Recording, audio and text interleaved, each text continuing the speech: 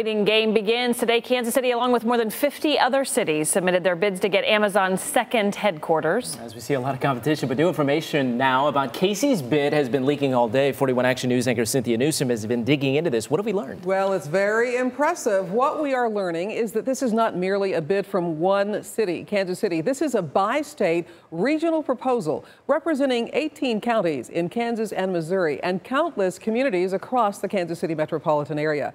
Collaboration is positive, but Amazon has been clear. It is looking for a tax-friendly climate to build its second headquarters.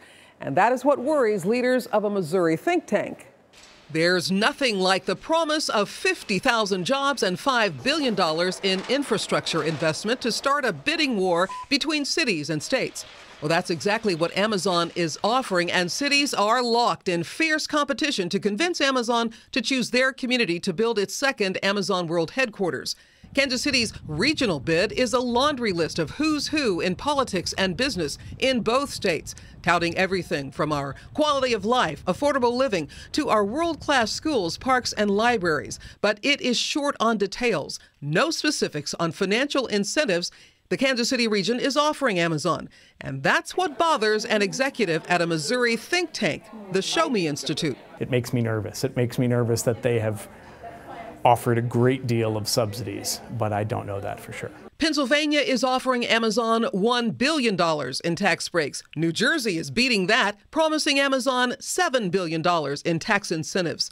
Toohey said Kansas City has a history of offering big tax breaks, hoping for a big economic win. And an awful lot of times, we don't get as much as we thought.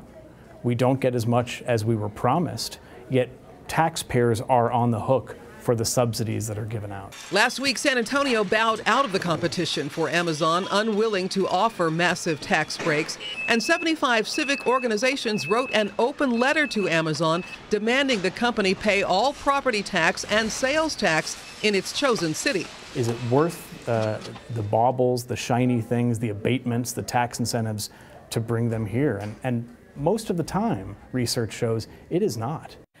Now, tax incentives are not the only things being promised. Missouri is also promoting that it could have access to ultra-high-speed transportation like a Hyperloop.